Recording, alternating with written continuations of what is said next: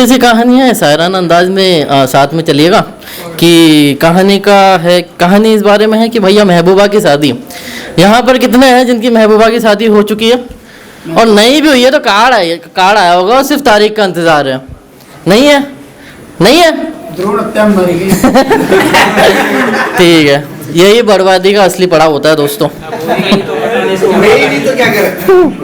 हाँ तो कुछ ऐसा है कि जब महबूबा की शादी पता पड़ती है तो लड़का कमज़ोर हो जाता है, और जब कमज़ोर हो जाता है तो कुछ पंक्तियाँ दिल से कैसे निकलती है वो मैंने कुछ बयां करने की कोशिश की है, आप तक पहुँचती है तो मैं अपने आप को काबिल समझूंगा। कहा था कि गम ऐसा भी नहीं कि छुपाया जाए, वक्त ऐसा भी नहीं कि फ़कत बिताया जाए।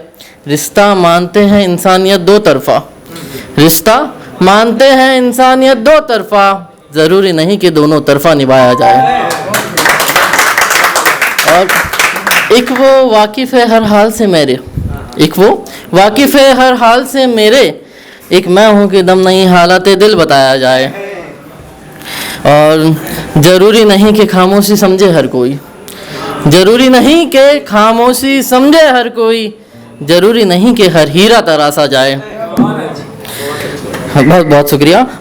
अब यह है कि मोहब्बत है तो शिकायतें तो होगी, अपनी महबूबा से शिकायत नहीं करेगा तो लड़का किससे करेगा, है ना। तो उस शिकायतों को कुछ पंक्तियों में पेश किया था, आपके सामने पेश करता हूँ कि आपको तो तन्हा छोड़ नहीं जाना था, आपको तो तन्हा छोड़ नहीं जाना था, अकेला था ठीक था एहसास नहीं दिलाना था।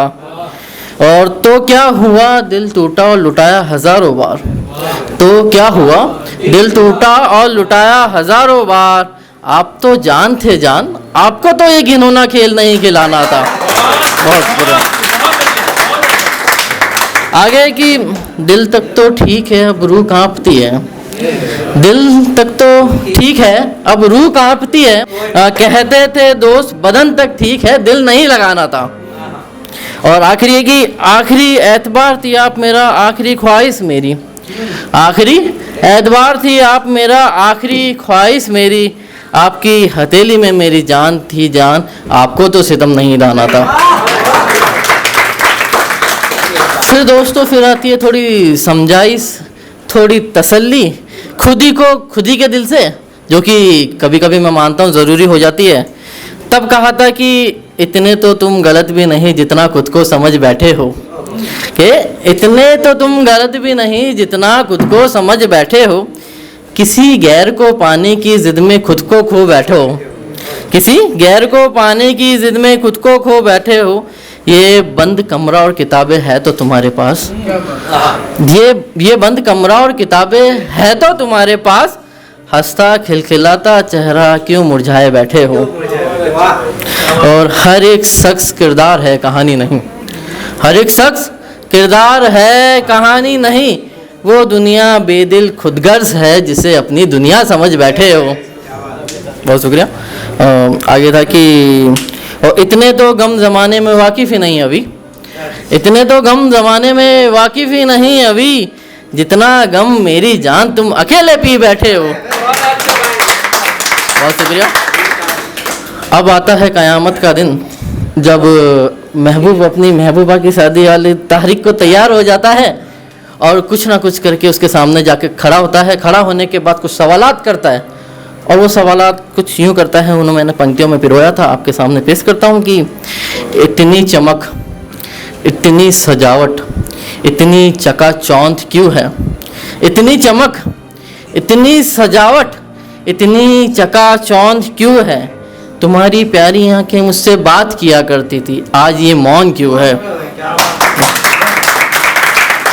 और बार बार क्या तकती हो खिड़की से तुम, और बार बार क्या तकती हो ये खिड़की से तुम, ये तुम्हारे घर के सामने ये हाथी घोड़े ये ढोल नगाड़े इतना शोर क्यों है। और मुबारक हो तुम बनने जा रही हो नए बंधन में, मुबारक हो तुम बनने जा रही हो नए बंधन में, इस बात का मुझे छोड़ सारे शहर में शोर क्यों है। और तुमने तो खाई थी ना साथ जीने मरने की कसमें, तुमने तो खाई थी ना साथ जीने मरने की कसमें, ये तुम्हारी मेहंदी क्या खूब रची है, पर इसमें नाम कोई और क्यों है।